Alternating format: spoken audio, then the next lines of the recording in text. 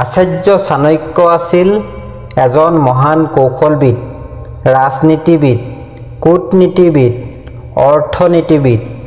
আচলতে তেওঁ কেৱল জীৱনৰ সকলো দিশতে গভীৰভাৱে অধ্যয়ন কৰাই নহয়, মানুহৰ জীৱন ধাৰণাৰ পদ্ধতিৰ বিষয়েও এক বিস্তৃত ধাৰণা দিছিল। আজিও তেওঁৰ কথাবোৰক চিৰন্ত সত্য বুলি গণ্য কৰা হয়।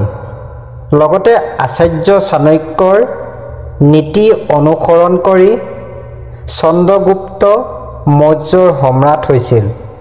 আচাৰ্য চাণক্যই জীৱনত দিয়া নীতিসমূহ মানি চলিলে তেওঁ জীৱনত চৰম উন্নতি সাধন কৰিবলৈ সক্ষম হ'ব।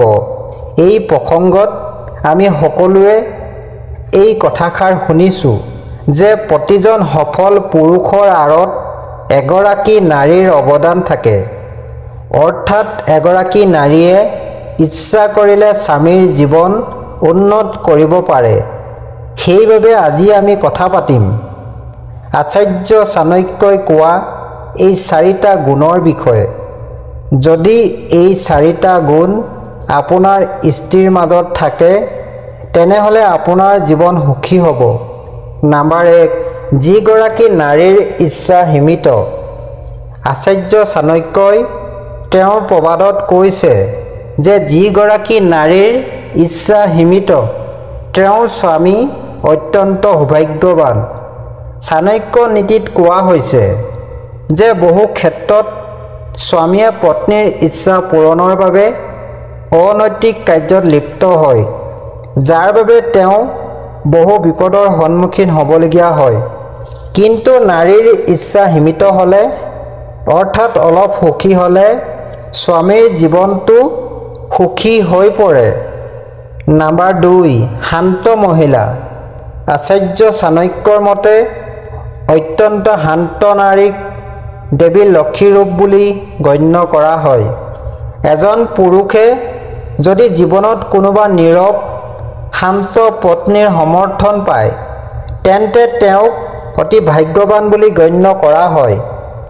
ঘৰত সুখ আৰু শান্তি বজাই ৰখাৰ লগতে সঠিক সিদ্ধান্ত গ্ৰহণ কৰিব পাৰে এইসকল মহিলাই, আৰু ফলত পৰিয়ালটো সমৃদ্ধিশালী হয়। নম্বৰ 3, সততা থকা মহিলা। যিগৰাকী নাৰীৰ মাজত সততা থাকে তেওঁৰ স্বামী বহুত সুখী হয়। সেইবাবে এজনী মহিলাৰ সততা থকাটো অতি প্ৰয়োজনীয়। আৰু যিজনী মহিলাৰ সততা থাকে তেওঁ জীৱনটো ভালদৰে চলি যায়।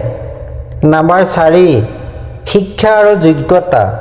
আচাৰ্য চাণক্যই কৈছে যে যিগৰাকী নাৰী শিক্ষিত, সংস্কৃতিবান আৰু গুণী তেওঁৰ গোটেই পৰিয়ালটো সুখেৰে জীয়াই থাকে।